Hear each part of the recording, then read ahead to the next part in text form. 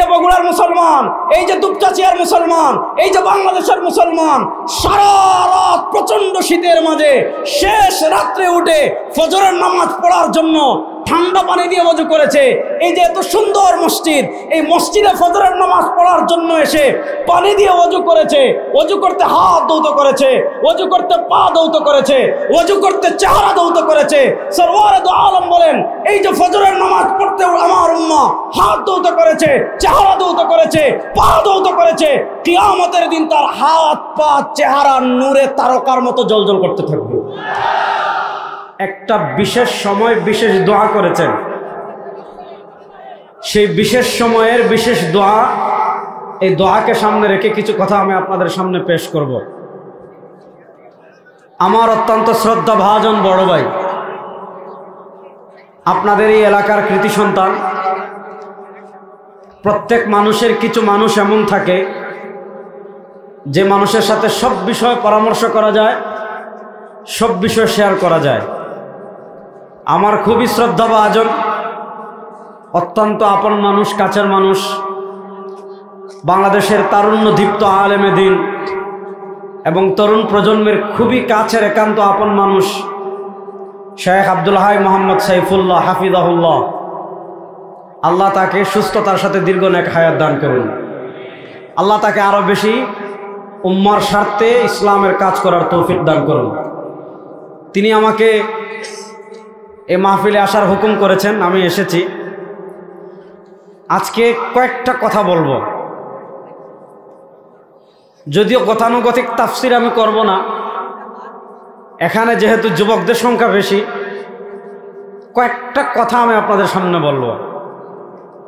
প্রথম একটা কথা বুঝেন, আমাদের নবী করিম সাল্লাল্লাহু আলাইহি ওয়াসাল্লাম হলেন সর্বশেষ নবী এবং সর্বশ্রেষ্ঠ নবী। নবী করিম সাল্লাল্লাহু আলাইহি ওয়াসাল্লামের শান কত, নবী করিম সাল্লাল্লাহু আলাইহি ওয়াসাল্লামের মর্যাদা কত, নবী করিম সাল্লাল্লাহু আলাইহি ওয়াসাল্লামের মাকাম কত, এগুলা বললে অনেক বলা যাবে। শুধু এতটুকু বুঝেন, আল্লাহ তাআলা পবিত্র কোরআনে বলেছেন, আলাম নাশরাহ লাকা সাদরাক ওয়া ওয়াদা'না আনকা বিজরাক আল্লাযী আনকাযা যাহরাক ওয়া রাফা'না লাকা যিকরাক। ভাই এসি ইকো বন্ধ করেন, হ্যাঁ, স্বাভাবিক, একদম স্বাভাবিক রাখেন। আল্লাহ বলেন, ওয়া রাফা'না লাকা যিকরাক, হাবিব আপনার সম্মান বগুড়ার মানুষ বাড়ানো লাগবে না, আপনার সম্মান বাংলাদেশের মানুষ বাড়ানো লাগবে না, আপনার সম্মান পৃথিবীর কেউ যদি না বাড়ায়, আপনার সম্মান পৃথিবীর কেউ যদি বর্ণনা না করে, আল্লাহ বলেন ওয়া রাফা'না লাকা যিকরাক, হাবিব আপনার সম্মান আমি আল্লাহ বুলন্দ করে দিয়েছি। কেমনে বুলন্দ করেছেন? হাদিসে কুদসিতে আছে, ইদা যুকিরতু যুকিরতা মাই। হাদিসে কুদসি বলা হয় যেটা আল্লাহর কথা, কিন্তু কোরআনে আসে নাই, আসছে হাদিসে। ওই হাদিসকে বলা হয় হাদিসে কুদসি। আমার নবীর সম্মানকে আল্লাহ কেমনে বুলন্দ করেছেন? আল্লাহ বলেন, ইদা যুকিরতু যুকিরতা মাই। দুনিয়াতে আপনি যেখানে আল্লাহ পাবেন, আল্লাহর সাথে আপনি আমার হাবিবকে পাবেন। আপনি কালিমা তয়্যিবায় যাবেন, লা ইলাহা ইল্লাল্লাহ তাওহীদ পাবেন, সাথে আমার নবীর রিসালাত পাবেন, মুহাম্মাদুর রাসূলুল্লাহ। আপনি কালিমা শাহাদায় যাবেন, আশহাদু আল্লা ইলাহা ইল্লাল্লাহ, আমার আল্লাহর তাওহীদ পাবেন, সাথে আমার নবীর রিসালাত পাবেন, ওয়া আশহাদু আন্না মুহাম্মাদান আবদুহু ওয়া রাসূলুহু। আপনি আযানে যাবেন, আশহাদু আল্লা ইলাহা ইল্লাল্লাহ, আল্লাহর উলুহিয়ত পাবেন, আল্লাহর রুবুবিয়ত পাবেন, আল্লাহর ওয়াহদানিয়ত পাবেন, সাথে আমার নবীর রিসালাত পাবেন, আশহাদু আন্না মুহাম্মাদার রাসূলুল্লাহ। আপনি কবরে যাবেন, মার রাব্বুক ওয়া মা দীনুক, সাথে আমার নবীকে পাবেন, ওয়া মান হাযার রাজুলুল্লাযী বুইসা ফীকুম। আপনি হাসরের মাঠে যাবেন, সরওয়ারে দু আলম দুনিয়া থেকে বিদায় নেওয়ার আগে আমাদেরকে বলে গিয়েছেন, আনা ফারাতুল লাকুম ইনদাল হাউযি ইয়াউমাল কিয়ামা। আমার উম্মাহ কিয়ামতের দিন হাউজে কাউসারে আমি তোদের অপেক্ষা করতে থাকব। আনা ফারাতুল লাকুম ইনদাল হাউযি ইয়াউমাল কিয়ামা। বুখারী শরীফে লম্বা বর্ণনা আসছে। তাহলে বলেন, আমার নবীর সম্মান বুলন্দ করেছেন কে? না, আসতে বলেন, আরে জুড়ে বলেন, আমার নবীর সম্মান বুলন্দ করেছেন কে? আকাশ বাতাস প্রকম্পিত করে বলেন, আমার নবীর সম্মান বুলন্দ করেছেন কে? ওয়া রাফা'না লাকা যিকরাক। আল্লাহ বলেছেন, ওয়া রাফা'না লাকা যিকরাক, আমার নবীর শান বাড়িয়েছেন আল্লাহ, আমার নবীর মর্যাদা বাড়িয়েছেন আল্লাহ, আমার নবীর মর্যাদা বুলন্দ করেছেন আল্লাহ। আমার নবীর শান যেমন বড়, আমার নবীর মর্যাদা তেমন বড়, আমার নবীর সৌন্দর্যও তেমন বড়। হযরত আব্দুল্লাহ ইবনে মাসউদ রাদিয়াল্লাহু তাআলা বর্ণনা করেছেন, হযরত আবু হুরায়রা রাদিয়াল্লাহু তাআলা বর্ণনা করেছেন, খরাজতু লাইলাতাল মুকমিরাতাম বিরাসূলিল্লাহ সাল্লাল্লাহু আলাইহি ওয়াসাল্লাম, একবার পূর্ণিমার চাঁদের রাতে আমি সরওয়ারে দু আলম সাল্লাল্লাহু আলাইহি ওয়াসাল্লামের সাথে মদিনায় হাঁটি। ফারাআইতু মাররাতান ইলাল কমর ওয়া মাররাতান ইলা ওয়াজহি রাসূলিল্লাহ সাল্লাল্লাহু আলাইহি ওয়াসাল্লাম।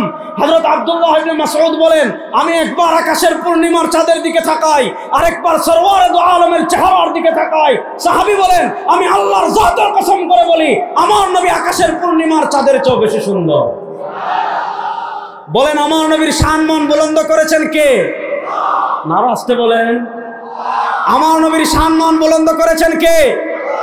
যেই নবীর শান বুলন্দ করেছেন আল্লাহ, যেই নবীর মুকাম বুলন্দ করেছেন আল্লাহ, যেই নবীর মর্যাদা বুলন্দ করেছেন আল্লাহ, যেই নবীকে রাহমাতুল লিল আলামিন বানিয়েছেন আল্লাহ, যেই নবীকে শাফিউল মুজনিবিন বলেছেন আল্লাহ, ওই নবীকে যারা গালি দিবে, ওই নবীকে যারা সমালোচনা করবে, ওই নবীকে যারা খারাপ দৃষ্টিতে উপস্থাপন করবে, এদের চেয়ে বড় শয়তান আল্লাহর জমিনে আর কেউ না।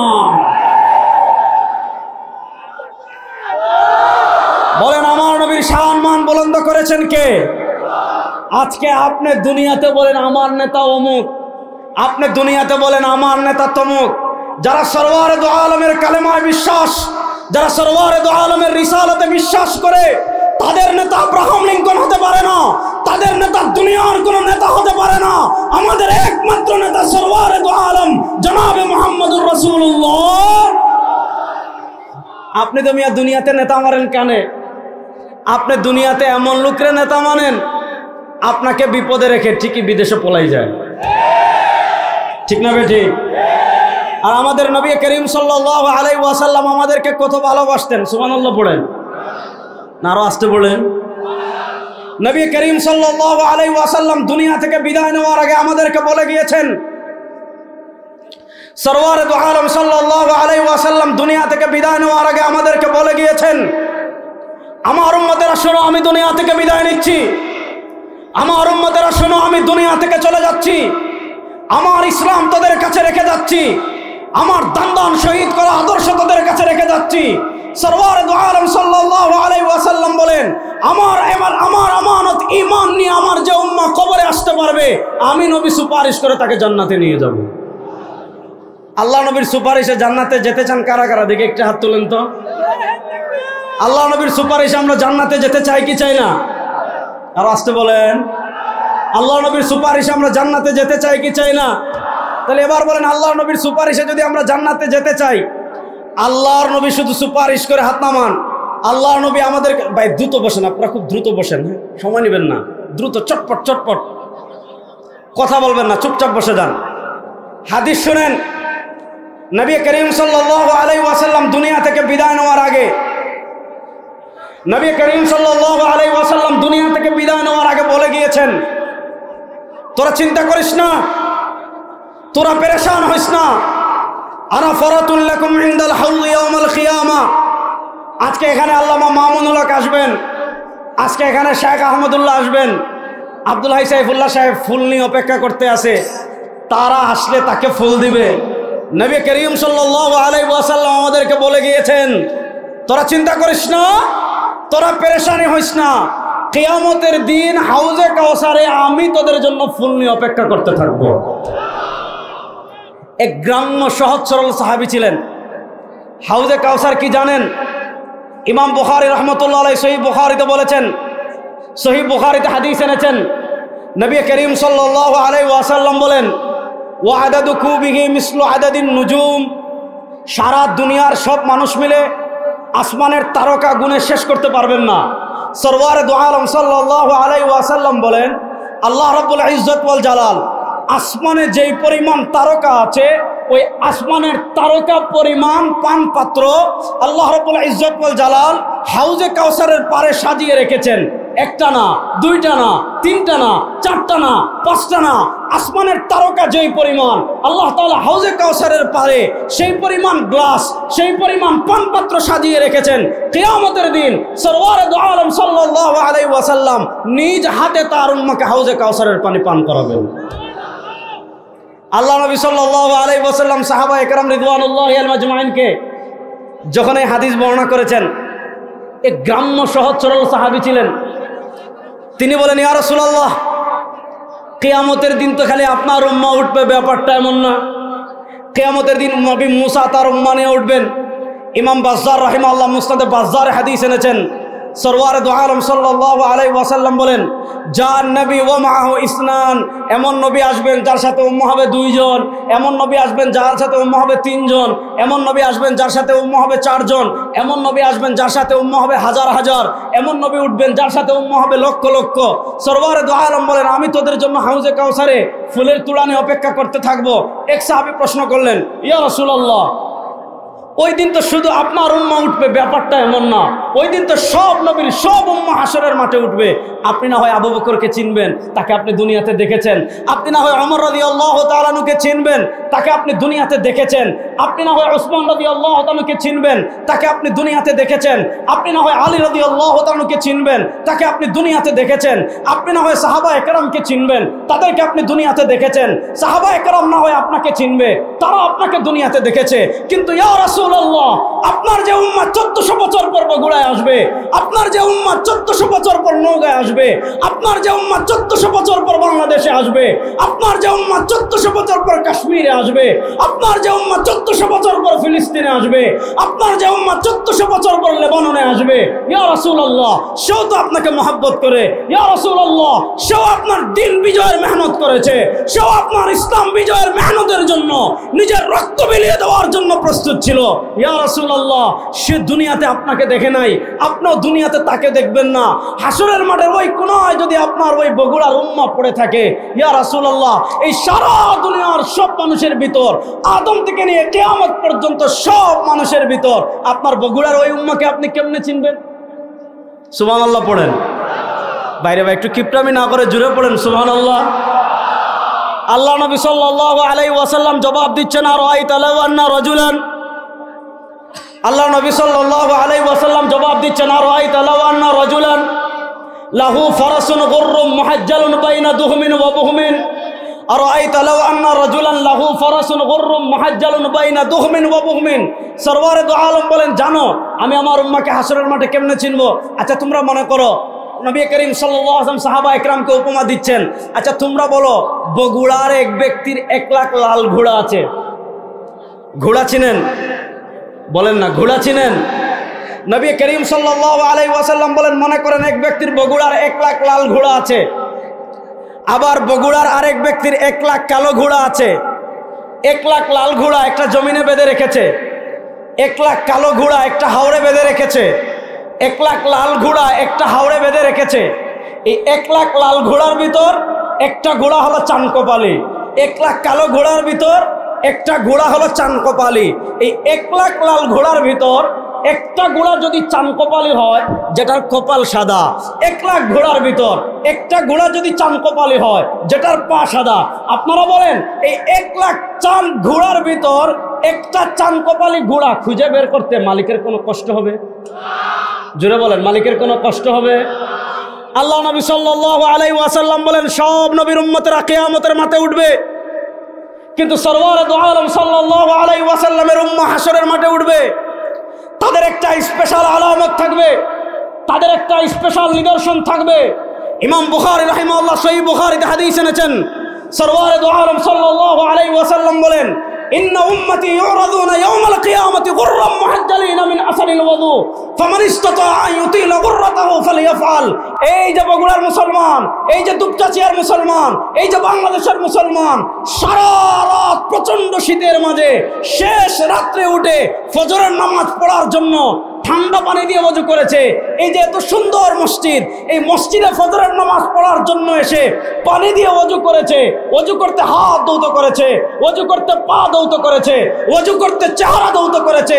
সরওয়ারে দু আলম বলেন, এই যে ফজরের নামাজ পড়তে আমার উম্মাহ হাত ধৌত করেছে, চেহারা ধৌত করেছে, পা ধৌত করেছে, কিয়ামতের দিন তার হাত পা চেহারা নূরে তারকার মতো জ্বলজ্বল করতে থাকবে। ইন্না উম্মতি ইউরাদুনা ইয়াওমাল কিয়ামাতি গুররাম মুহাজ্জালিনা মিন আসারিল ওযু। আল্লাহ নবী দেখবেন, ওই দেখা যায় হাসরের মাঠে কোনা একজনের হাত তারকার মতো জ্বলজ্বল করে, একজনের চেহারা তারকার মতো জ্বলজ্বল করে, একজনের পা তারকার মতো জ্বলজ্বল করে। আল্লাহ নবী চিনে ফেলবেন, এটা দাউদের উম্মাহ হতে পারে না, এটা সুলাইমানের উম্মাহ হতে পারে না, এটা ঈসার উম্মাহ হতে পারে না, এটা তোমার ইউসুফের উম্মাহ হতে পারে না। আল্লাহ নবী চিনে ফেলবেন, এটা আমার উম্মাহ। ফেরেশতাদেরকে দিয়ে ডাক দিয়ে নিজের হাতে হাউজে কাউসারের পানি পান করাইবে। আল্লাহ নবী সাল্লাল্লাহু আলাইহি ওয়াসাল্লামের হাতে হাউজে কাউসারের পানি পান করতে চাই কারা কারা? আল্লাহ নবীর হাতে আল্লাহ আমাদের সবাইকে হাউজে কাউসারের পানি পান করানোর তৌফিক দান করেন। তাহলে আল্লাহ নবী সাল্লাল্লাহু আলাইহি ওয়াসাল্লামের হাতে হাউজে কাউসারের পানি পান করতে হলে আমাদের কিছু করণীয় আছে না নাই? আপনার নেতা দুনিয়াতে আপনাকে স্মরণ রাখে না, আপনার নেতা আখিরাতে আপনাকে স্মরণ রাখবে, চিন্তাও করবেন না। কিন্তু নবী করিম সাল্লাল্লাহু আলাইহি ওয়াসাল্লাম দুনিয়াতেও আমাদেরকে স্মরণ রেখেছেন। নবী করিম সাল্লাল্লাহু আলাইহি ওয়াসাল্লাম কবরেও আমাদেরকে স্মরণ রেখেছেন। নবী করিম সাল্লাল্লাহু আলাইহি ওয়াসাল্লাম হাশরেও আমাদেরকে স্মরণ রাখবেন। নবী করিম সাল্লাল্লাহু আলাইহি ওয়াসাল্লাম আমাদেরকে জান্নাতে না নিলে আমার হাবিব জান্নাতে যাবেন না। আমাদেরকে জান্নাতে নেওয়ার আগ পর্যন্ত আমার নবী জান্নাতে প্রবেশ করতে পারবেন না। এমন দয়াল নবীকে বাদ দিয়ে কোন গণতন্ত্রের নেতাকে আমরা নেতা মানি না, কোন চোর চাঁদাবাজকে আমরা নেতা মানি না। আমার নেতা বিশ্ব নবী মুস্তাফার বাইরে আমাদের কোন নেতা না।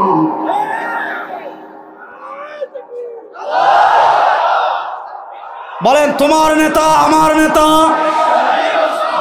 আরো আসতে বলেন, আরো 9 মাস আগে জয় বাংলা বললে ওই বগুড়া থেকে শোনা যেত, এখন আমার বিশ্ব নবী মুস্তাফার আসতে কম। তোমার নেতা আমার নেতা। আরে দুই হাত তুলে বলেন, তোমার নেতা আমার নেতা, তোমার নেতা আমার নেতা। আরে আমার নবী কেমন নবী জানেন? আমার নবী এমন নবী, আমাদেরকে আল্লাহর জাতের কসম করে বলেছেন, আমার রক্তমাখা ইসলাম তোদের কাছে রেখে যাচ্ছি, আমার দান শহীদ করা আদর্শ তোদের কাছে রেখে যাচ্ছি। সরওয়ারে দু আলম দুনিয়া থেকে বিদায় নেওয়ার আগে আমাদেরকে বলেছেন, আমার উম্মাহ শুন, মান কানা ফি কলবিহি মিসকালু হাববাতিন মিন খারদালিন মিন ঈমান।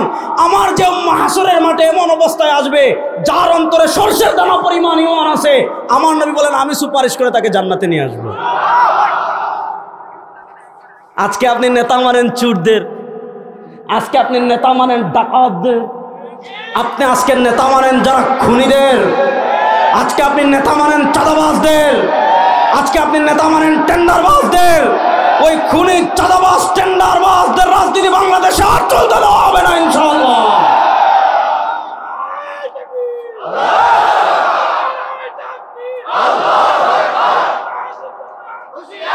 ভালো করে শুনেন, নবী করিম সাল্লাল্লাহু আলাইহি ওয়াসাল্লামের জীবনটা কত কষ্টের ছিল। আরে আমার নবীর শান কত, আমার নবীর মর্যাদা কত। সুবহানাল্লাহ বিহামদি। নবীর শান আর নবীর মর্যাদা যদি আমি বর্ণনা করা শুরু করি, কত হাদিস আছে, কত হাদিস আছে, কত হাদিস আছে। ওগুলা বললে আপনাদের ভালো লাগবে, মনে লাগবে, কিন্তু সময় যেহেতু কম, আরও অনেক বড় বড় আলোচকরা আসবেন, শায়েখ আহমদুল্লাহ আসবেন, আল্লামা মাহমুদুল্লাহ হাফিদুল্লাহ আসবেন, ওনারা কথা বলবেন। আমি আমার মূল বিষয় যেটা বলতে চাচ্ছি, যেই নবী আমাদেরকে এত মহব্বত করেন, যেই নবী আমাদেরকে এত ভালোবাসেন, আমাদেরকে ভালোবাসার মাত্রা কতটুকু এটা আপনারা চিন্তাও করতে পারবেন না। আমি 2-1টা হাদিস পড়লাম, আরেকটা হাদিস বলি। ইমাম বাজ্জার রাহিমাহুল্লাহ মুসনাদে বাজ্জারে এনেছেন। এই হাদিসটা পড়লে নবীকে কেন নেতা মানবেন, নবীর আদর্শকে কেন বাস্তবায়নের চেষ্টা করবেন, ইমাম বাজ্জার রাহিমাহুল্লাহ মুসনাদে বাজ্জারে এনেছেন। ইমাম হাইসামি মাজমুউল জাওয়াইদ এনেছেন। ইমাম মুনজিরি আত-তারগিব ওয়া তারহিব হাদিস এনেছেন। আম্মাজান আয়েশা রাদিয়াল্লাহু তাআলা বলেন, লাম্মা রাআইতু রাসূলুল্লাহ সাল্লাল্লাহু আলাইহি ওয়াসাল্লাম হালাতা তাইবিন ফাকুলতু ইস্তাগফির লি ইনদা রাব্বিক। আম্মাজান আয়েশা রাদিয়াল্লাহু তাআলা বলেন, আমি যেই দিন দেখতাম আল্লাহ নবী সাল্লাল্লাহু আলাইহি ওয়াসাল্লামের মনটা আজকে একটু ভালো। আম্মা জান আয়েশা রাদিয়াল্লাহু তাআলা আনহা বলেন, আমি যেদিন দেখতাম আল্লাহ নবী সাল্লাল্লাহু আলাইহি ওয়াসাল্লামের মনটা আজকে একটু ভালো, তিনি একটু হাসি খুশি অবস্থায় আছেন। আম্মা জান আয়েশা বলেন, আমি গিয়ে বলতাম, ইয়া রাসূলুল্লাহ ইস্তাগফির লি ইনদা রাব্বিক, ওগো আল্লাহ নবী, আমি আয়েশার জন্য আল্লাহর কাছে একটু ক্ষমা প্রার্থনা করেন। ফারাফা ইয়াদাই, আল্লাহ নবী হাত তুলতেন, দোয়া করতেন, আল্লাহুম্মা গফির লি আয়েশা মা তাকাদ্দামা মিন যামবিহা ওয়া মা তাআখার। আয় আল্লাহ, আপনার বান্দি আয়েশা যত গুনাহ আগে করেছে, যত গুনাহ পরে করবে, সব গুনাহ মাফ করে দেন। আম্মা জান আয়েশা তো খুশি। কেন খুশি জানেন? আম্মা জান আয়েশা তো খুশি এজন্য যে বন্দুকের গুলি মিস হতে পারে, তীরন্দাজের তীর মিস হতে পারে, সেনাবাহিনীর গুলি মিস হতে পারে, পুলিশের গুলি মিস হতে পারে, বিজেপির গুলি মিস হতে পারে, আল্লাহ নবীর কোনো দোয়া আল্লাহ ফিরিয়ে দিতে পারেন? বলেন না, আল্লাহ নবীর কোনো দোয়া আল্লাহ ফিরিয়ে দিতে পারেন? নবী করিম সাল্লাল্লাহু আলাইহি ওয়াসাল্লাম যখন আম্মা জান আয়েশার জন্য দোয়া করেন, আম্মা জান আয়েশা খুশি হয়ে যান। আল্লাহ নবী বলেন, ও আয়েশা, তুমি আশ্চর্য হচ্ছ, তোমার জন্য মাত্র একবার দোয়া করেছি। ও আয়েশা শোনো, ইন্নী আদউ লি উম্মতি ফি দুবরি কুল্লি সালাত, আমার যে উম্মাহ 1400 বছর পর দুনিয়াতে আসবে, আমার যে উম্মাহ 1300 বছর পর দুনিয়াতে আসবে, আমার যে উম্মাহ 1200 বছর পর দুনিয়াতে আসবে, আমার ইতিম উম্মতের জন্য, ও আয়েশা, তোমার জন্য যেই দোয়া একবার করেছি, আমার ইতিম উম্মার জন্য এই দোয়া আমি প্রত্যেক নামাজে করে থাকি। এমন নবী আর পাবেন? আজকে সেই নবী কোথায়? আপনার জীবনে নবী নাই, আপনার পরিবারে নবীর আদর্শ নাই, আপনার সমাজে নবীর আদর্শ নাই, আপনার রাজনীতিতে নবীর আদর্শ নাই, আপনার সংবিধানে নবীর আদর্শ নাই, আপনার অর্থনীতিতে নবীর আদর্শ নাই, আপনার বিচার ব্যবস্থায় নবীর আদর্শ নাই, আপনার সংসদে নবীর আদর্শ নাই, আর আপনি নবীর সুপারিশ লাভ করে জান্নাতে যেতে চান? এত সহজ? ভালো করে বুঝেন। এবার মূল কথায় চলে আসি, ভালো করে বুঝেন। এমন মর্যাদাপূর্ণ নবীর জীবন দুই ভাগ, কাবলাল হিজরা, বাদাল হিজরা। হিজরতের আগের জীবন, হিজরতের পরের জীবন। নবী করিম সাল্লাল্লাহু আলাইহি ওয়াসাল্লামের হিজরতের আগের জীবন আপনারা জানেন। নবী করিম সাল্লাল্লাহু আলাইহি ওয়াসাল্লাম কত কষ্ট করেছেন, নবী করিম সাল্লাল্লাহু আলাইহি ওয়াসাল্লাম কত অত্যাচার সহ্য করেছেন, নবী করিম সাল্লাল্লাহু আলাইহি ওয়াসাল্লাম কত জুলুম সহ্য করেছেন। সাহাবায়ে কেরাম একবার হাবশায় হিজরত করেন, আবার হাবশায় হিজরত করেন। নবী করিম সাল্লাল্লাহু আলাইহি ওয়াসাল্লামকে কত কষ্টই কাফেররা দিয়েছে, নবী করিম সাল্লাল্লাহু আলাইহি ওয়াসাল্লামকে কত জুলুম এই কাফেররা করেছে। আল্লাহ নবী সাল্লাল্লাহু আলাইহি ওয়াসাল্লাম যখন আম্মাজান খাদিজা মারা গেলেন, আম্মাজান খাদিজা রাদিয়াল্লাহু তাআলা আনহা আল্লাহ নবীর ঘরের ছায়া ছিলেন, আর আল্লাহ নবী সাল্লাল্লাহু আলাইহি ওয়াসাল্লামের বাহিরের ছায়া ছিলেন তার চাচা আবু তালেব। কেন বাহিরের ছায়া ছিলেন? কারণ আবু তালেব নেতা কিসিমের ছিলেন, তিনি নেতা ছিলেন, নেতার বাতিজা, সবাই তাকে ভয় পায়, অত্যাচার করলে যদি নেতা বিগড়ে যায়, এজন্য অত্যাচার করতে একটু রয়েস হয়ে অত্যাচার করত। কিছুদিনের ভিতর আম্মাজান খাদিজাতুল কুবরা রাদিয়াল্লাহু তাআলা আনহা মারা গেলেন। আল্লাহ নবী সাল্লাল্লাহু আলাইহি ওয়াসাল্লামের ঘরের সান্ত্বনা দূর হয়ে গেল। তার চাচা আবু তালেব মারা গেলেন। কাফেররা এবার নেতা তো নাই, নেতার বাতিজাকে অত্যাচারের মাত্রা বাড়িয়ে দিয়েছে, অত্যাচারের মাত্রা বাড়িয়ে দিয়েছে। সরওয়ারে দু আলম সাল্লাল্লাহু আলাইহি ওয়াসাল্লামকে আরবের মক্কার সম্মিলিত কুফফার গোষ্ঠী দারুন নাদওয়ায় বৈঠক করে যখন সরওয়ারে দু আলম সাল্লাল্লাহু আলাইহি ওয়াসাল্লামকে হত্যা করার ষড়যন্ত্র করেছে, নবী করিম সাল্লাল্লাহু আলাইহি ওয়াসাল্লামকে আল্লাহ রাব্বুল ইজ্জত ওয়াল জালাল চূড়ান্তভাবে মদিনায় হিজরতের নির্দেশ দিলেন। নবী করিম সাল্লাল্লাহু আলাইহি ওয়াসাল্লাম যখন মদিনায় হিজরত করছেন, মনোযোগ, নবী করিম সাল্লাল্লাহু আলাইহি ওয়াসাল্লাম যখন মদিনায় হিজরত করছেন, মনোযোগ, নবী করিম সাল্লাল্লাহু আলাইহি ওয়াসাল্লাম যখন মদিনায় হিজরত করছেন, আল্লাহর কাছে দোয়া করছেন, রব্বি আদখিলনি মুদখালা সিদক ওয়া আখরিজনি মুখরাজা সিদক ওয়াজআলনি মিন লাদুনকা সুলতানান নাসীরা। রব্বি, আয় আমার রব, কত মায়ার ডাক দিচ্ছেন, রব্বি আয় আমার রব, আদখিলনি মুদখালা সিদক, আমাকে মদিনায় প্রবেশ করান শান্তিতে নিরাপদে, ওয়া আখরিজনি মুখরাজা সিদক, আমাকে মক্কা থেকে বের করেন নিরাপদে শান্তিতে। মনোযোগ, আল্লাহ আমাকে মদিনায় প্রবেশ করান নিরাপদে শান্তিতে, আল্লাহ আমাকে মক্কা থেকে বের করান নিরাপদে শান্তিতে। দুইটা দোয়া। 3 নম্বর দোয়া করেছেন ওয়াজআলনি মিন লাদুনকা সুলতানান নাসীরা, ওয়াজআলনি মিন লাদুনকা সুলতানান নাসীরা, ওয়াজআলনি মিন লাদুনকা সুলতানান নাসীরা। আল্লাহ আপনার পক্ষ থেকে আমাকে ক্ষমতা দান করুন।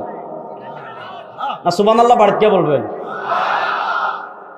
আর যদি মনে করেন সুবহানাল্লাহ জোরে বলা জায়েজ নাই, আমার কাছে আইসেন, দলিল দিয়ে একদম কবর দিয়ে দিন ইনশাআল্লাহ। ওয়াজআলনি মিন লাদুনকা সুলতানান নাসীরা। আল্লাহ নবী একটা দোয়া করেছেন আল্লাহ আমাকে নিরাপদে বের করান, আরেকটা দোয়া করেছেন আল্লাহ আমাকে নিরাপদে প্রবেশ করান, আরেকটা দোয়া করেছেন ওয়াজআলনি মিন লাদুনকা সুলতানান নাসীরা। আল্লাহ মক্কা আমার ক্ষমতা ছিল না, মক্কা আমার রাষ্ট্র ছিল না, যার কারণে মক্কাবাসী আমাকে দিন প্রতিষ্ঠা করতে দেয় নাই, মক্কাবাসী শরিয়া প্রতিষ্ঠা করতে দেয় নাই, মক্কাবাসী আল্লাহর জমিনে আল্লাহর নিজাম প্রতিষ্ঠা করতে দেয় নাই, মক্কাবাসী আল্লাহর জমিনে আল্লাহর আইন প্রতিষ্ঠা করতে দেয় নাই, মক্কাবাসী আল্লাহর জমিনে আল্লাহর খিলাফত প্রতিষ্ঠা করতে দেয় নাই। আমার নবী দোয়া করেছেন ওয়াজআলনি মিন লাদুনকা সুলতানান নাসীরা। আল্লাহ মদিনায় আমাকে ভূখণ্ড দান করেন, ক্ষমতা দান করেন। ভালো করে বুঝেন। তাফসিরে ইবনে কাসির খুলেন, তাফসিরে ইবনে জারির তাবারি খুলেন। এই উম্মার একজন শ্রেষ্ঠ মুফাসসির হলেন হযরত কাতাদা। কাতাদা থেকে বর্ণনা এসেছে, আতা থেকে বর্ণনা এসেছে, মুজাহিদ থেকে বর্ণনা এসেছে। আল্লাহ নবী সাল্লাল্লাহু আলাইহি ওয়াসাল্লাম কেন ক্ষমতার দোয়া করলেন? আল্লাহ নবী সাল্লাল্লাহু আলাইহি ওয়াসাল্লাম কেন ভূখণ্ডের দোয়া করলেন? যুবকরা কান খাড়া করে শুনে রাখবেন। আজকে ধর্মনিরপেক্ষতা আমাদের মাথায় এমন করে ঢুকাইছে, আজকে আমরা ইসলাম মনে করি শুধু মসজিদে, আজকে আমরা ইসলাম মনে করি শুধু সিন্নি খাওয়া, আজকে আমরা ইসলাম মনে করি শুধু তারাবি 8 রাকাত না 20 রাকাত, এটা নিয়ে দ্বন্দ্ব করা। আজকে আমরা ইসলাম মনে করি নামাজের পর মুনাজাত আছে কিনা, এটা নিয়ে দ্বন্দ্ব করা। শুনেন, ইসলামে যেমন ইবাদত আছে, ইসলামে তেমন মুআমালাত আছে, ইসলামে তেমন রাষ্ট্র কেমনে চলবে ইসলামে আছে না নাই? কথা ভালো করে বুঝবেন।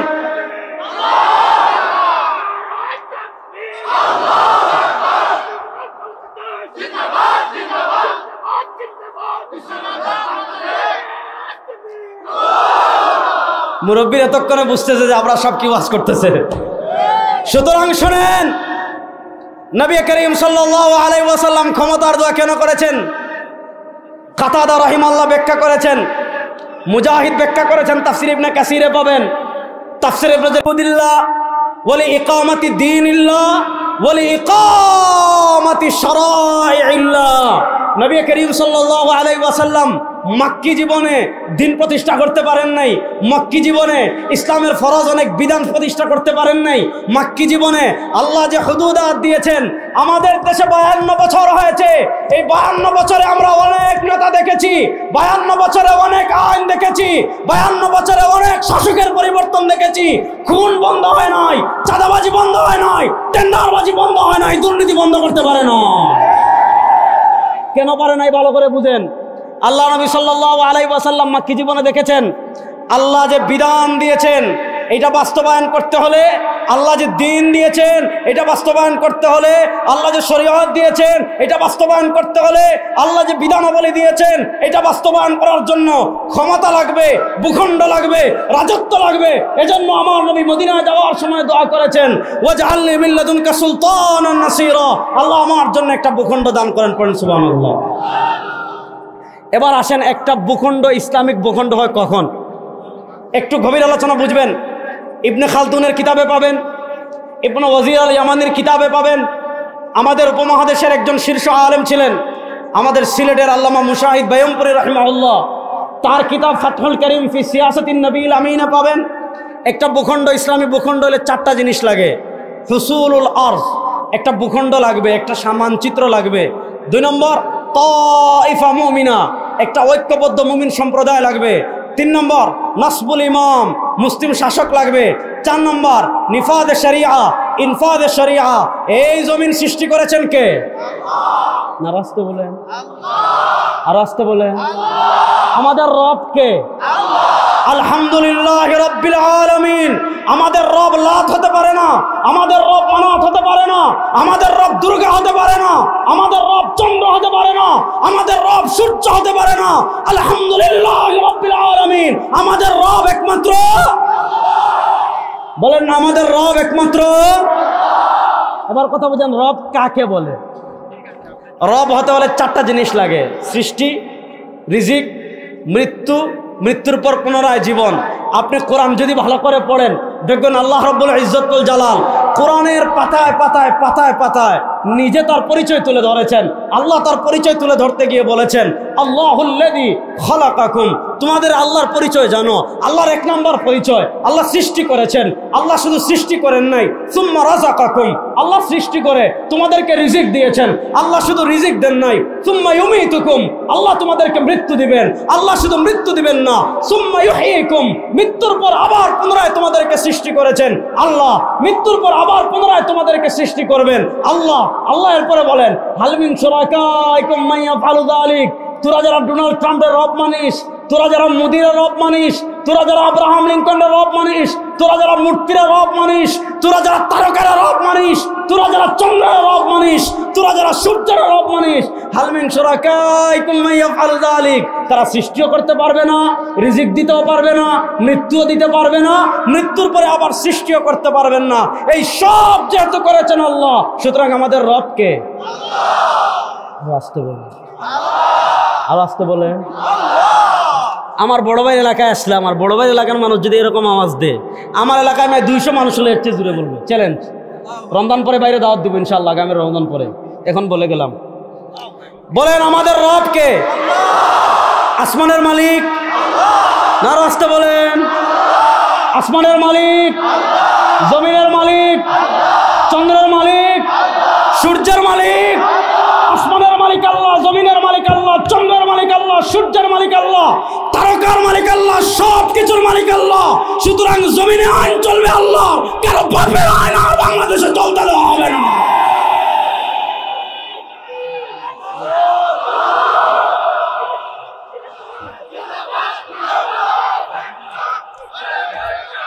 এই শুনেন শুনেন, হয় নাই হয় নাই হয় নাই, 1 মিনিট বসেন। আল কোরআনের আলো ঘরে ঘরে জ্বালো না, ঘরে ঘরে 52 বছর জ্বালছি, 52 বছর ঘরে জ্বেলেছি। এবার নতুন বাংলাদেশের সংসদে কোরআনের আলো জ্বালবো। এবার নতুন বাংলাদেশে হাইকোর্টে কোরআনের আলো জ্বালবো। এবার নতুন বাংলাদেশের সব সুপ্রিম কোর্টে কোরআনের আলো জ্বালবো। সংসদে আল্লাহ কোরআনের আলো জ্বালার জন্য প্রস্তুত আছেন না নয় যুবকরা? ইনশাআল্লাহ।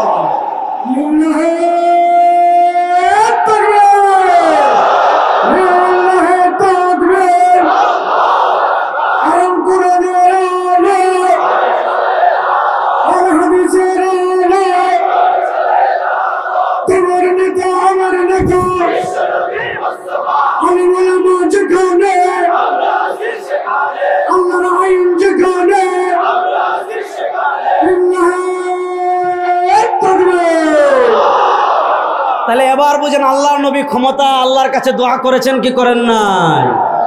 আসেন, নবী করিম সাল্লাল্লাহু আলাইহি ওয়াসাল্লাম মদিনা রাষ্ট্র প্রতিষ্ঠা করলেন। খুব লম্বা ইতিহাস, 1400 বছর পৃথিবীর মুসলমান এক সিস্টেমে ছিল। নবী করিম সাল্লাল্লাহু আলাইহি ওয়াসাল্লামের পরে খেলাফতে রাশেদা হযরত হাসান রাদিয়াল্লাহু তাআলা আনহুর মাধ্যমে হযরত মুআবিয়া রাদিয়াল্লাহু তাআলা সন্ধি হলো। উমাইয়া, তারপর আব্বাসি, তারপর ফাতিমি, মধ্যখানে সেলজুক, সর্বশেষ 800 বছর ছিল ওসমানী খিলাফা।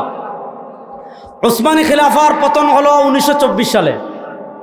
আমি সব জায়গায় বলি, আজকে এখানেও বলছি, 1924 সাল থেকে 2024, এই 100 বছর পৃথিবীতে মার খেয়েছে মুসলমান।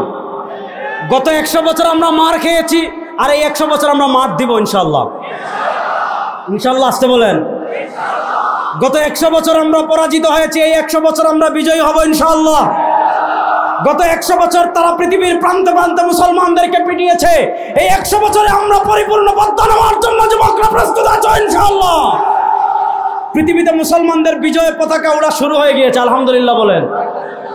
আফগানিস্তানে তালেবান বিজয় লাভ করেছে 2021-এ, সিরিয়ায় মুজাহিদরা বিজয় লাভ করেছে 2024-এ, আফ্রিকায় মুজাহিদরা বিজয়ের দ্বার প্রান্তে আছে, বাংলাদেশে 2024 আমরা ভারতের আধিপত্যবাদকে পরাজিত করেছি। ভারতের আধিপত্যবাদকে পরাজিত করে আমাদের বিপ্লব শেষ হয় নাই। আগামীতে চূড়ান্ত বিপ্লব হবে আল্লাহর কোরআনের সংসদ প্রতিষ্ঠা করার জন্য ইনশাআল্লাহ। এই 100 বছর আমরা বিজয়ী হব ইনশাআল্লাহ। ফিলিস্তিনেও আমরা বিজয় হব। বলেন ফিলিস্তিনেও আমরা বিজয় হব ইনশাআল্লাহ। বলেন দিল্লির লাল কেল্লায় আবার কালেমার পতাকা উঠবে ইনশাআল্লাহ। ইমাম নাসাই রাহিমাহুল্লাহ সুনানুত তিরমিজি সুনানুন নাসাইতে হাদিস এনেছেন। ওই হাদিস বলে আমি সেকুলারিজমের দিকে আসতেছি, একটু ভালো করে হাদিসটা শুনেন। পৃথিবীতে আমরা এখন দুটো আধিপত্যবাদ দেখছি। এক আধিপত্যবাদ দেখছি আমরা ফিলিস্তিনে ইসরায়েলি ইহুদি আধিপত্যবাদ, আরেক আধিপত্যবাদ আমরা দেখছি ভারতে হিন্দুত্ববাদী আধিপত্যবাদ। 1400 বছর আগে আমার নবী ভবিষ্যৎবাণী করে গিয়েছেন, ইসাবাতান মিন উম্মতি আহরাজাহুমুল্লাহু মিনান নার, ইসাবাতান মিন উম্মতি আহরাজাহুমুল্লাহু মিনান নার। 1400 বছর আগে সরওয়ারে দু আলম ভবিষ্যৎবাণী করে গিয়েছেন, আমার উম্মার দুইটা দল এমন আছে, আমার উম্মার দুইটা বাহিনী এমন আছে, এই দুই দল এবং বাহিনীতে যারা যোগ দিবে আল্লাহ তাআলা তাদের উপর জাহান্নামের আগুনকে হারাম করে দিবেন। সুবহানাল্লাহটা বাড়িতে গিয়ে জুড়ে বলেন। তাহলে যে দুই বাহিনীতে যোগ দিলে জাহান্নামের আগুন হারাম, এই দুই বাহিনীর এক বাহিনী ইসাবাতুন তাগজু ফিল হিন্দ, হিন্দুস্তানে যারা হিন্দুত্ববাদী আধিপত্যবাদী শক্তির বিরুদ্ধে লড়াই করবে, আরেক আধিপত্যবাদী ইহুদিবাদী আধিপত্যবাদী শক্তির বিরুদ্ধে দিমাশকে যারা লড়াই করবে আল্লাহ তাআলা তাদের উপর জাহান্নামের আগুনকে হারাম করে দিবেন। পৃথিবীতে ইহুদিবাদী আধিপত্যবাদ যত শক্তিশালী হোক না কেন, হিন্দুত্ববাদী আধিপত্যবাদ যত শক্তিশালী হোক না কেন, আল্লাহর জাতের কসম করে বলি সব আধিপত্যবাদকে পরাজিত করে মুসলমানরা বিজয় হবে ইনশাআল্লাহ। ইনশাআল্লাহ জোরে বলেন না ইনশাআল্লাহ। আধিপত্যবাদী শক্তি আপনি ওপারে থাকেন, আপনার গুন্ডামি সীমান্তের ওপারে করেন, আপনাদের গুন্ডামি সীমান্তের ওপারে শুনেন, যারা গরুর মুখ খায় আর যারা গরুর দুধ খায় তারা কখনো সমান না। যারা গরুর পেশাব খায় আর যারা গরুর মগজ খায় তারা কখনো সমান না। আমরা সংখ্যায় কম হতে পারি, কিন্তু মনে রাখবেন এদেশে মুসলমান আছে 16 কোটি। এই 16 কোটি মুসলমানের একটা অস্ত্র আছে, যে অস্ত্রের নাম আল্লাহু আকবার। ভারত যদি আমাদের দেশের দিকে হাত বাড়ায়, ভারতের কালো হাত ভেঙে দেওয়ার জন্য যুবকরা প্রস্তুত আছে।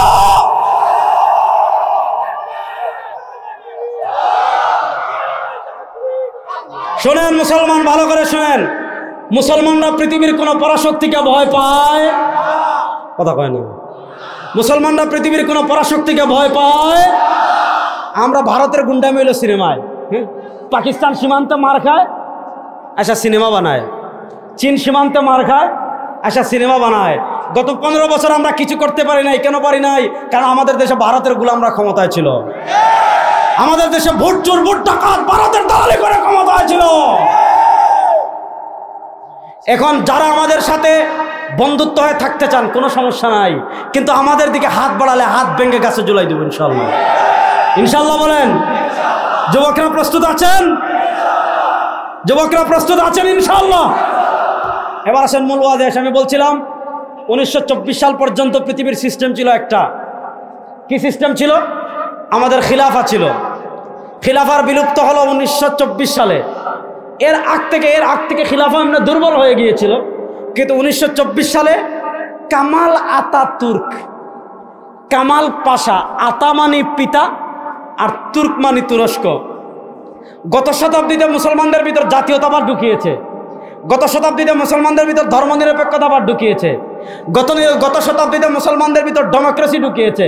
গত শতাব্দীতে মুসলমানদের ভিতর সোশ্যালিজম, সমাজতন্ত্রবাদ ঢুকিয়েছে। জাতীয়তাবাদ মানে কি এটা বুঝাইতে লাগে একটা জিনিস বুঝেন, আমাদের জাতীয় পরিচয় বাঙালি না, আমাদের জাতীয় পরিচয় বাংলাদেশি না, বাংলাদেশি এটা আমাদের দেশীয় পরিচয়, আমাদের জাতীয় পরিচয় আমরা মুসলিম। হ্যাঁ যুবকরা বলেন আমাদের জাতীয় পরিচয় আমরা, বলেন আমাদের জাতীয় পরিচয় আমরা। আর মুসলমানদের একমাত্র জাতির পিতা হজরতে আদম আলাইহিস সালাম। কয় শুনছেন? মুসলমানদের একমাত্র জাতির পিতা হজরতে, সবাই হাত তুলেন। এর বাহিরে আমাদের কোনো পিতা চাচি, জাতির কোনো খালা, জাতির কোনো ভাবি। মিল্লাত আবিকুম ইব্রাহিম ওয়া সাম্মাকুমুল মুসলিমিন। নবী করিম সাল্লাল্লাহু আলাইহি ওয়াসাল্লাম হাদিসে নিজে তার পরিচয় দিয়েছেন, আনা ইবনে আব্দুল্লাহ, আমার পরিচয় জানো আমি আব্দুল্লাহর বেটা। আমার পরিচয় জানো আনা মিন কুরাইশ, আল্লাহ আমাকে কুরাইশে পাঠিয়েছেন।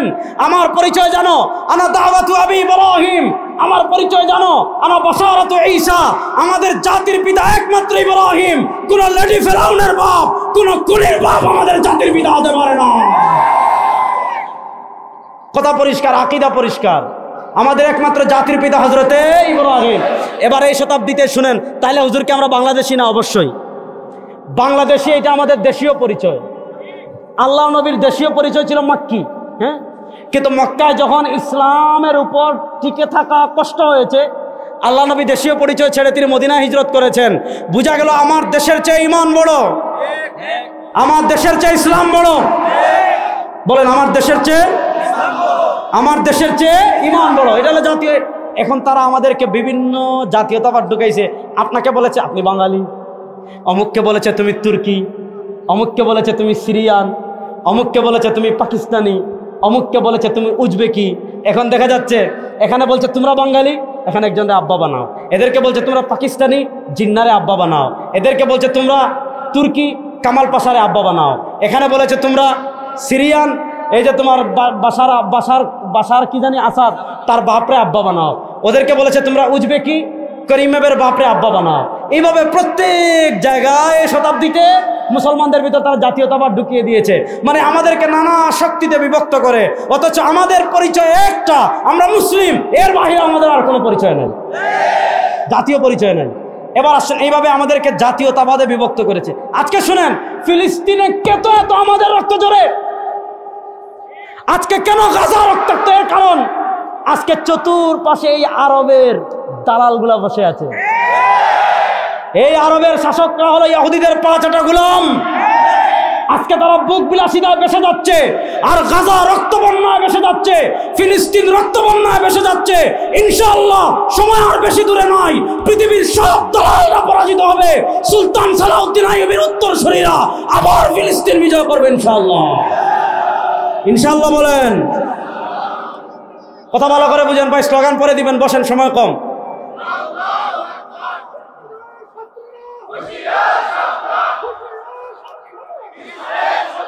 আসেন,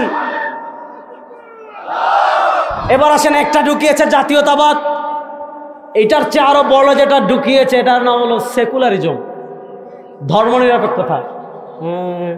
এই ধর্মনিরপেক্ষতা নিয়ে সংক্ষিপ্ত আলাপ দিয়ে আমি আজকে আমার বক্তব্য শেষ করব। ধর্মনিরপেক্ষতা কি? আমাদের বর্তমান পৃথিবীর সবচেয়ে বড় আলেমদের একজন, আমার দাদা উস্তাদ শেখুল ইসলাম জাস্টিস মুফতি মোহাম্মদ তাকি উসমানী হাফিজাহুল্লাহ, আল্লাহ তাকে নেক হায়াত দান করুক। হযরত শেখুল ইসলাম জাস্টিস মুফতি মোহাম্মদ তাকি উসমানী হাফিজাহুল্লাহ, তিনি হাকিমুল উম্মত আল্লামা আশরাফ আলী থানভী রাহিমাহুল্লাহ, পাকিস্তান প্রতিষ্ঠার বুদ্ধিবৃত্তিক অন্যতম নেতা ছিলেন। হাকিমুল উম্মত আল্লামা আশরাফ আলী থানভী রাহিমাহুল্লাহ তার রাজনৈতিক চিন্তাধারা নিয়ে তিনি একটা কিতাব লিখেছেন, আল্লামা তাকি উসমানী, সামান্য 60-70 পৃষ্ঠার বই, অনেক গুরুত্বপূর্ণ। যে বইয়ের নাম হলো হাকিমুল উম্মতকে সিয়াসি আফকার। যারা তরুণ আছেন, এটা বাংলা অনুবাদ হয়েছে, এটা পড়বেন। হাকিমুল উম্মতের রাজনৈতিক দৃষ্টিভঙ্গি।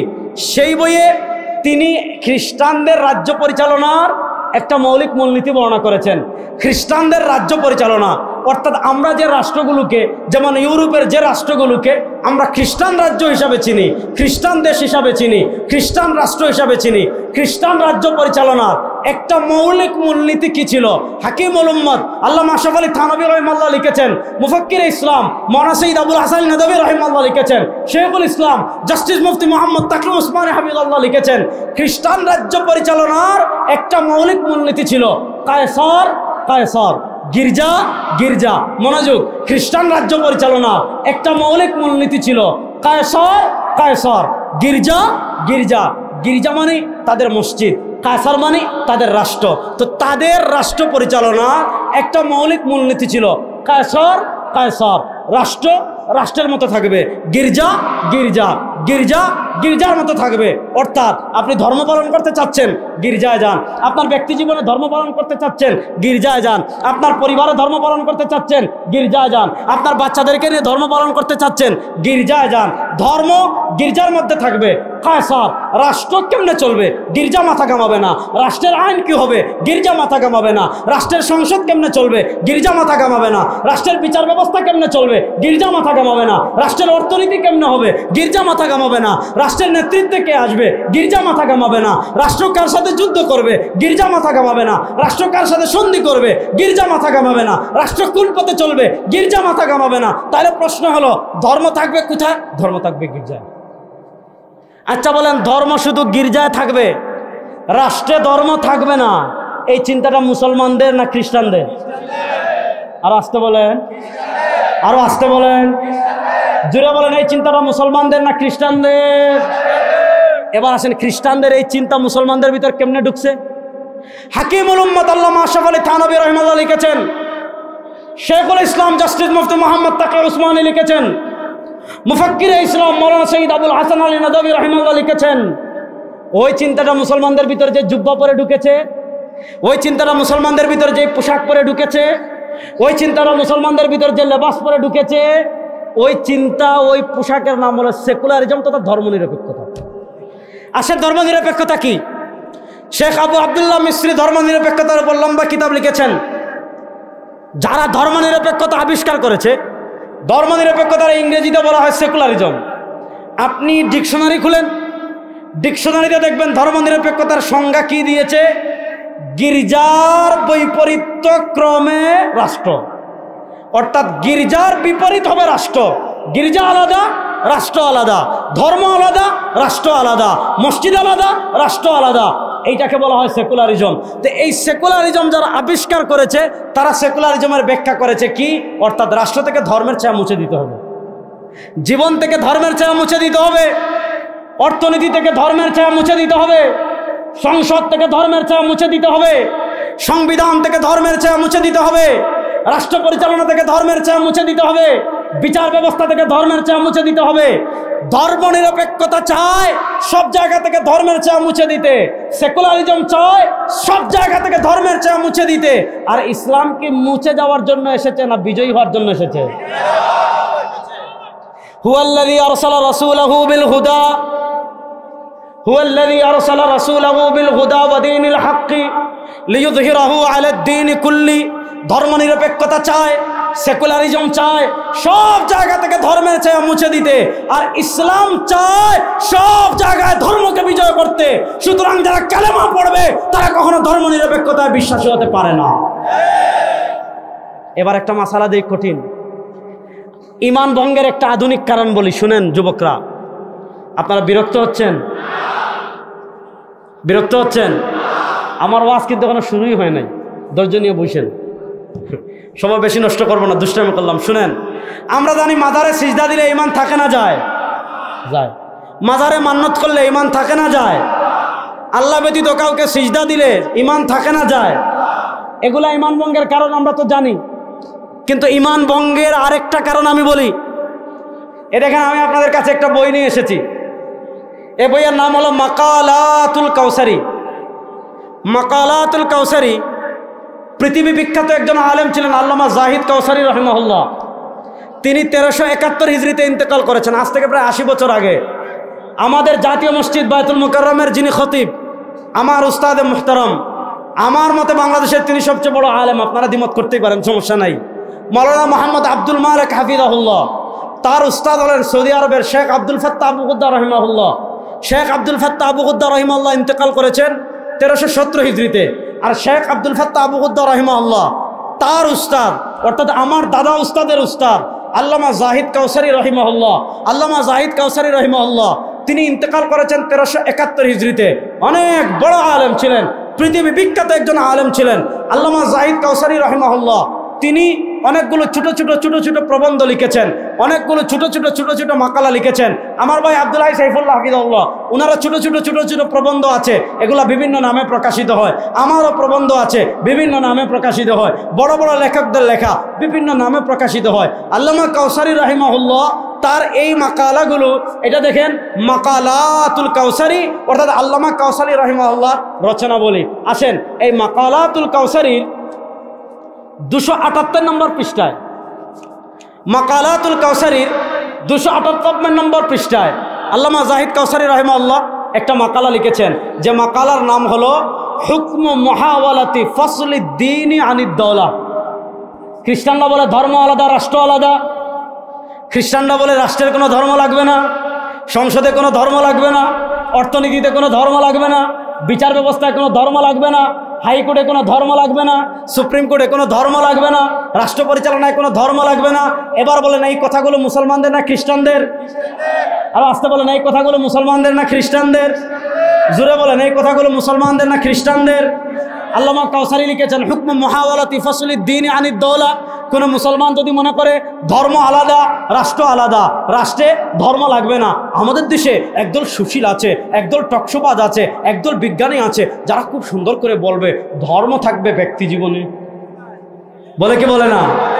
এজন্য দেখবেন শেখ আব্দুল্লাহ সাইফুল্লাহ, উনি বলবে না, আমি মানে উদাহরণস্বরূপ বলি।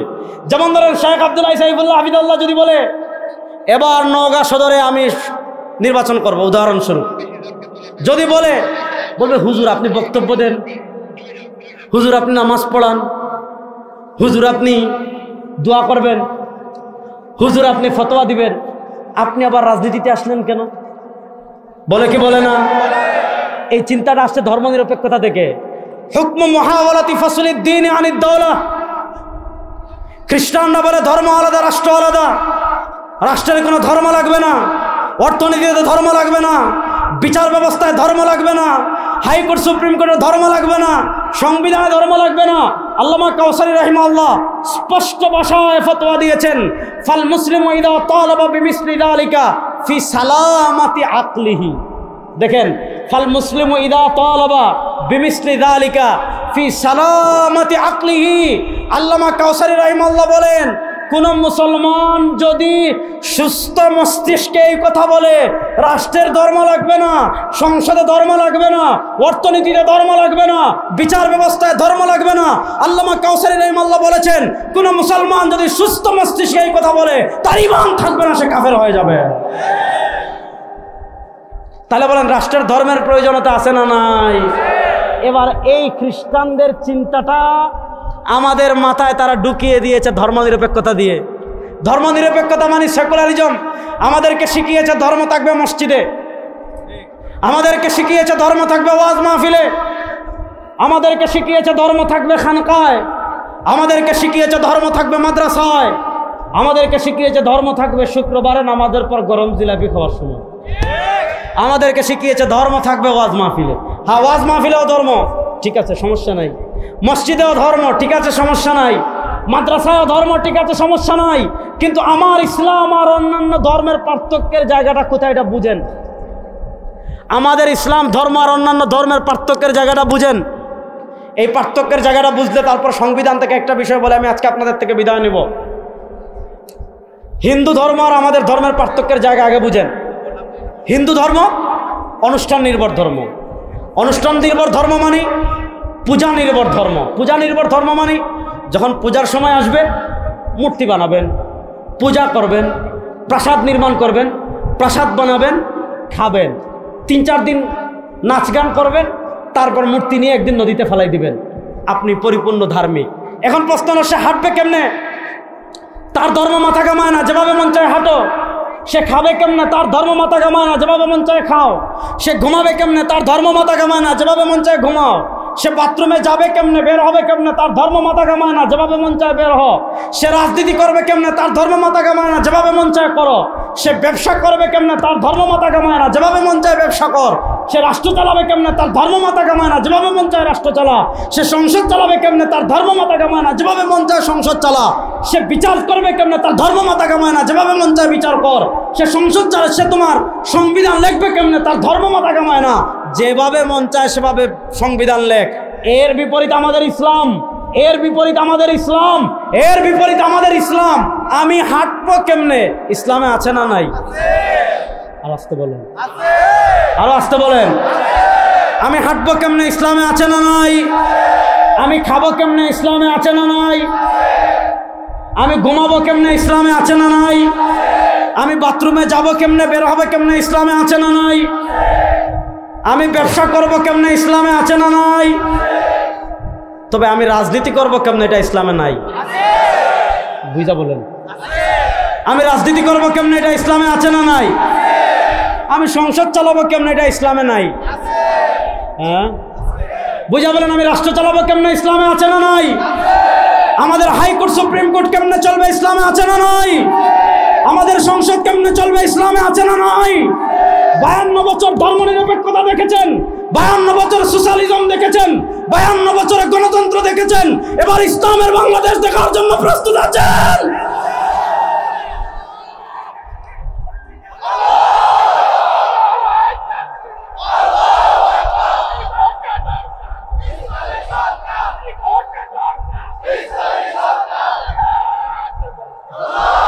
কথা ভালো করে বুঝেন। আজকে 72-এর সংবিধানে ভালো করে বুঝেন, আমাদের মুক্তিযুদ্ধের চেতনা কখনো ধর্মনিরপেক্ষতা ছিল। যুবকরা জুড়ে বলেন, আমাদের মুক্তিযুদ্ধের চেতনা কখনো ধর্মনিরপেক্ষতা ছিল? আমাদের মুক্তিযুদ্ধের চেতনা 3টা। বলেন, আমাদের মুক্তিযুদ্ধের চেতনা কয়টা? সাম্য। বলেন, সাম্য, মানবিক মর্যাদা, সামাজিক সুবিচার। এই 3টা হলো আমাদের মুক্তিযুদ্ধের চেতনা। আমি মুক্তিযুদ্ধের চেতনা নিয়ে ওয়াজ করব না, অন্য কোনো দিয়ে করব না। আমাদের বাংলাদেশে 52 বছরে আমরা অনেক তন্ত্র দেখেছি, 52 বছরে অনেক মন্ত্র দেখেছি।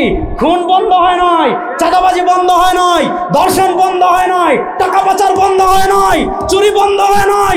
সব তন্ত্রমন্ত্রের খেলা বাংলাদেশে শেষ, সব মতবাদ বাংলাদেশে দেখা শেষ। এবার আল্লাহর কোরআনের বাংলাদেশ গড়ার জন্য যুবকরা প্রস্তুত আছে না? ইনশাআল্লাহ।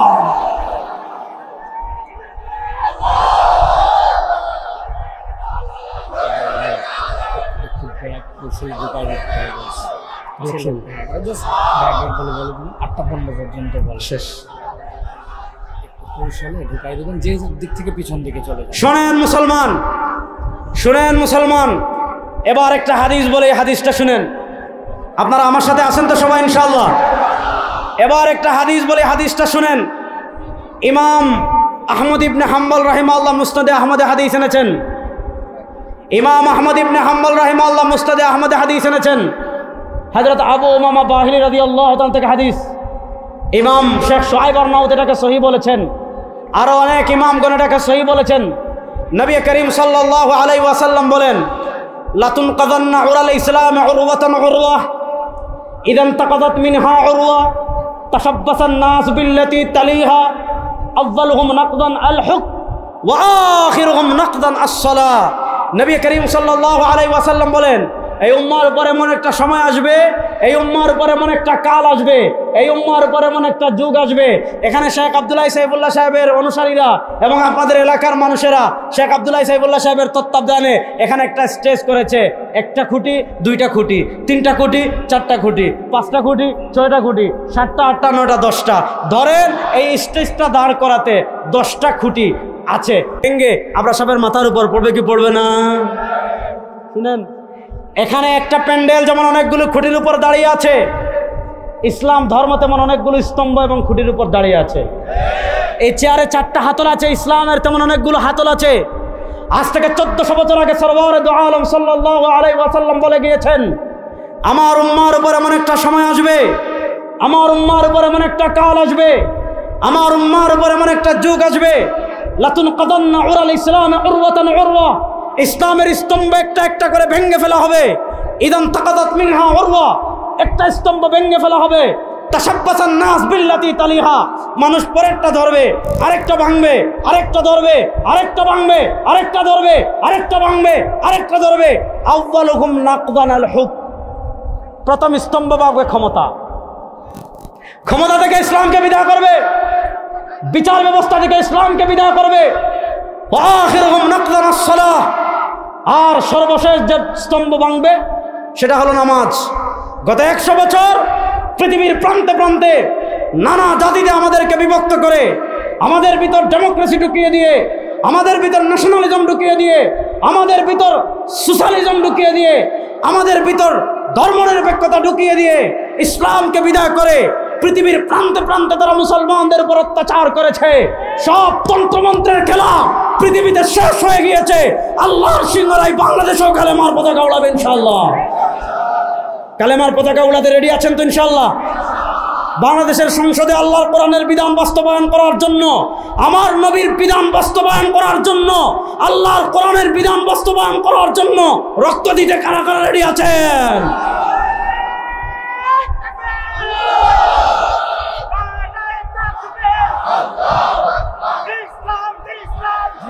শেষ কথা বলে যায় মুসলমান, শেষ মেসেজ দিয়ে যাই, ভালো করে শুনেন, শেষ মেসেজ দিয়ে যাই। হতাশ হওয়ার কিছু নাই। আমরা এমন এক জাতি, আমরা মৃত্যুকে ভয় পাই না। আমরা মৃত্যুকে ভয় পাই না বলে হামাসের মুসলিমের মুজাহিদ ইসরায়েলের বিরুদ্ধে দাঁড়িয়ে গিয়েছে। আমরা এমন এক জাতি, মৃত্যুকে ভয় পাই না বলে তালেবান আমেরিকার বিরুদ্ধে দাঁড়িয়ে গিয়েছে। প্রয়োজন যদি হয় ভারতের বিরুদ্ধে দাঁড়ানোর জন্য প্রস্তুত আছেন।